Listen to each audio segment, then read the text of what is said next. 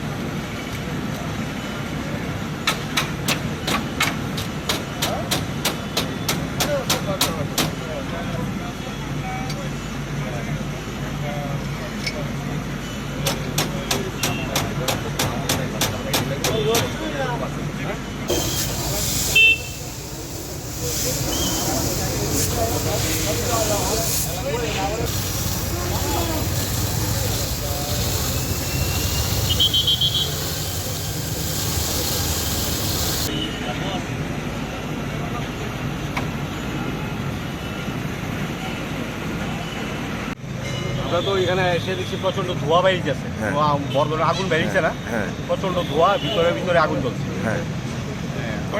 কয়টায় খবর পাইছেন, কয়টায় আইছেন? আমরা প্রায় ধরুন 8:25 খবর পেয়েই আমরা সঙ্গে সঙ্গে বেরিয়ে আছি। দায়া কি দেখছেন এখানে? আয়া দেখছি এখানে এই যে ইলেকট্রিক ডিপার্টমেন্টের একটা এই যে মারুতি গাড়ি এখানে দাঁড়ানো আছে চকম নিয়ে, জিজ্ঞাসা করলাম, তারা জল দিতে না করছে। জল দেওয়ার দেখতে না মেশিনটাতে, হ্যাঁ আমরা তার কোম্পানির লোকরা তার সঙ্গে তারা যোগাযোগ করে এরপরে আমরা তারপরে যদি প্রচন্ড ওইখানে মেইন রোডের উপরে সিএম এর বাড়ির সামনে আছে একটা ট্রান্সমিটার সঙ্গে আছে, এই কারণে আমরা CO2 গ্যাস ব্যবহার করছি। হ্যাঁ, যেহেতু কাভার স্টিল কাভার ব্লক আছে, গ্যাস ভিতরে ঢুকে না, যার কারণে ভিতরে আগুন নিবানো সম্ভব না।